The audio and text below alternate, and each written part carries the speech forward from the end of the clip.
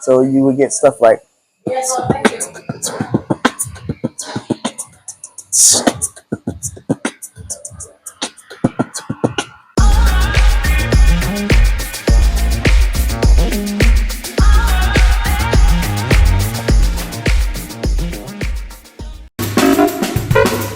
Al leggendario Ronnie Scott di Londra, Tivon Pennicott, straordinario sassofonista e compositore newyorkese, ha incantato il pubblico con la sua performance. Vincitore di Grammy e collaboratore di artisti del calibro di Gregory Porter ed Esperanza Spalding, Pennicott è conosciuto per il suo stile unico che fonde tradizione jazz e influenze caraibiche. Prima del suo spettacolo, lo abbiamo incontrato per una breve intervista. Scopriamo insieme il suo viaggio musicale e il suo legame con Londra. Yeah, Ronnie Scott's is some place that I've always known about, growing up in the United States. I grew up in Georgia and eventually moved to New York City. And of course, there's iconic clubs in New York City like the Blue Note jazz clubs and the Village Vanguard.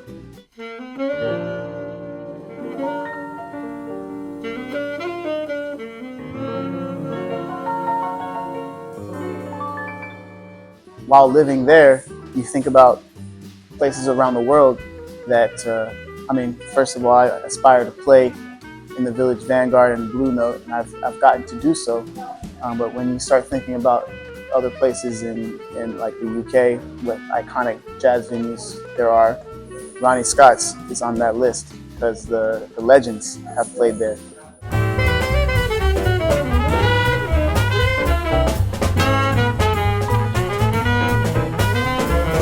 There's a lot of history, a lot of beautiful music has been explored and discovered and played.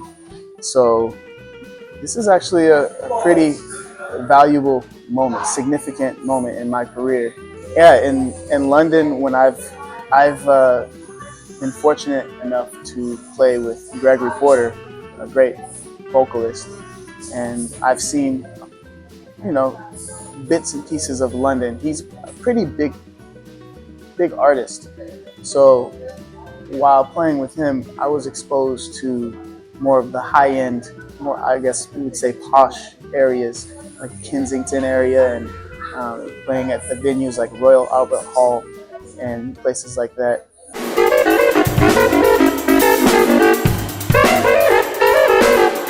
So I was kind of in one category, as in London as London is concerned. And along those lines, I've been able to kind of, explore other parts of the city along the way while I'm doing so. I noticed these two divides, not divides, but just two different worlds, all in almost like two different cities. And going out on the scene, I've been fortunate enough to meet some really strong musicians. And over the years, it seems like they really care about the jazz tradition, and they've taken that into account. So it's strong here. It's strong. I can't lie. The culture, is that what you're dealing with? The culture that influences me as a person. In New York City, jazz is an American art form. So you're around that and you're inspired by the tradition of jazz in that way.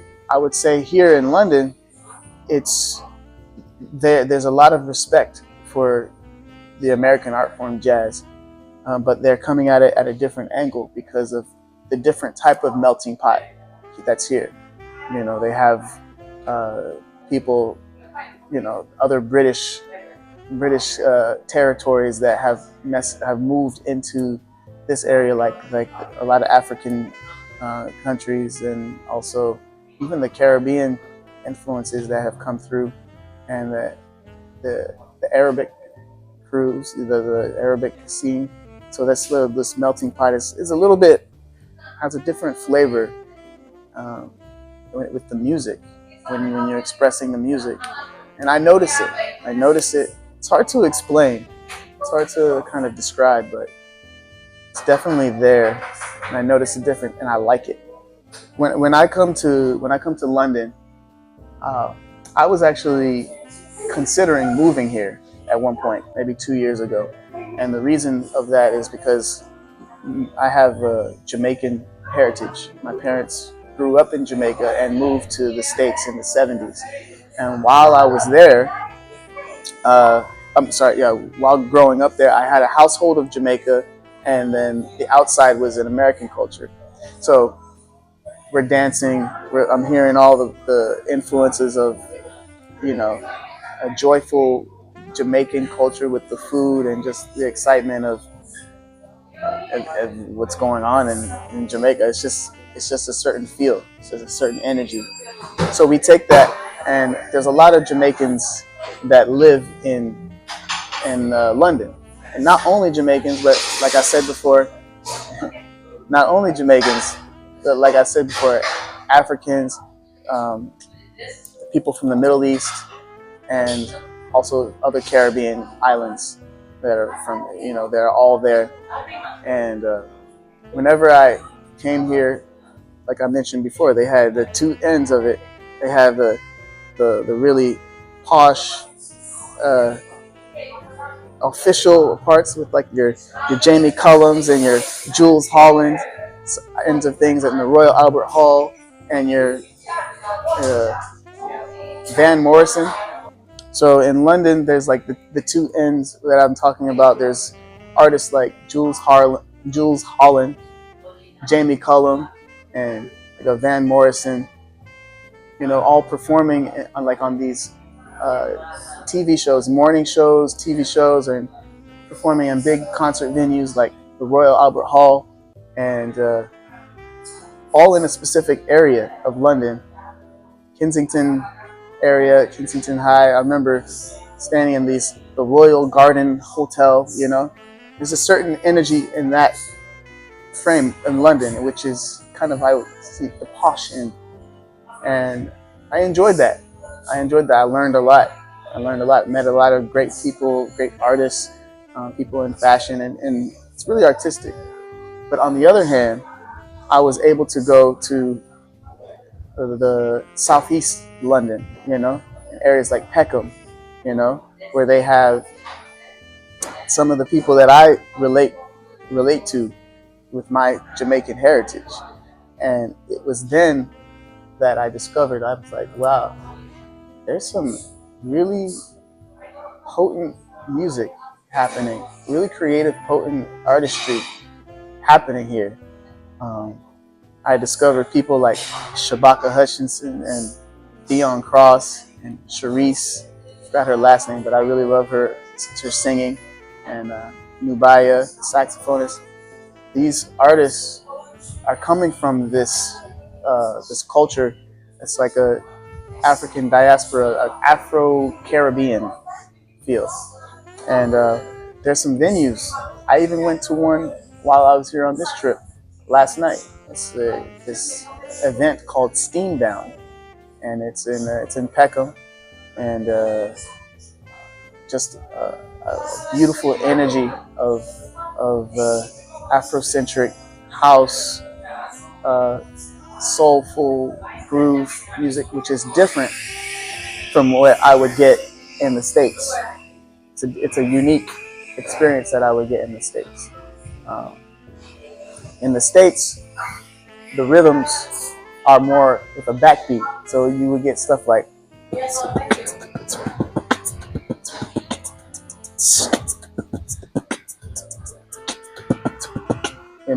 that's soul. That's what we grew up with. That's about. But here, when you go there, that's not the default rhythm. It's more like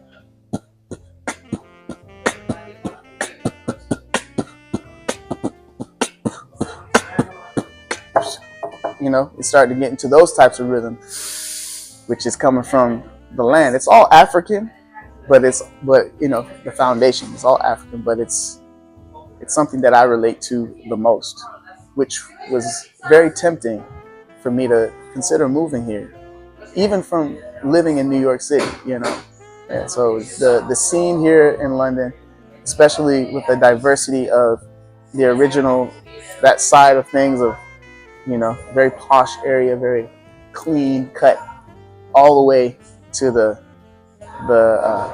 the greasy, soulful music with a specific depth that can really feed your soul, you know. And so that's what I've discovered in London musically. Of course, I'm into fashion. I'm into uh, fragrances and other things like that. So the Arabic speaking individuals, I find myself, well, let me say this. My diet is specific. I have a specific diet. I'm pretty much plant-based most of the time. And I found some really nice, places that I can go find things that have a lot of flavor and at the same time satisfy my dietary needs, So they have this spot called Ranoush. It's open 24 hours, but it has really quality food. They're they all speak Arabic. I'm not sure where they're from specifically, but it's like they have um, homemade fresh juice all hours of the night, and the cooking is just like homemade. I mean, you feel like it's homemade, home cooked meals at all hours of the night, and you can just sit and fellowship with people after you have a long night in Peckham or something, and then you can just. And then I would go to these specialized shops with these non-alcoholic fragrances, oils that I like to just kind of touch up. I like that. And these are things that you find in London because the Arabic community is pretty large. There's some people in London that I've, discovered that I love to follow their career, and I love to collaborate with them, work with them. One guy comes to mind that I've already collaborated with. His name's Reuben James. He's a pianist and a vocalist, and we've done a couple of tracks together, and those sound great. There's other emerging artists like Charisse, an amazing soul vocalist. She plays guitar and she arranges. She's really great. I've yet to meet her. I've yet to meet her, but hopefully soon. Shabaka Hutchinson, a saxophonist and flautist. He kind of does a lot of world music and explores that. Theon Cross, he's a tuba player that plays groove music, and I've met him, know him really well. I'm just mentioning all the players that have such a presence and that I like to follow. Nubaya, saxophonist, beautiful sound. With I can feel that her music is coming from some place of her roots. I don't know what her roots are, but it's strong. I relate to it, relate to her sound. So, emerging artists, already made it artists. London is in good hands. London is in good hands, and I don't see any drop off anytime soon. And so of course I love my New York crowd, but if I need a different flavor, I would say that it's just as powerful of a culture. Yeah.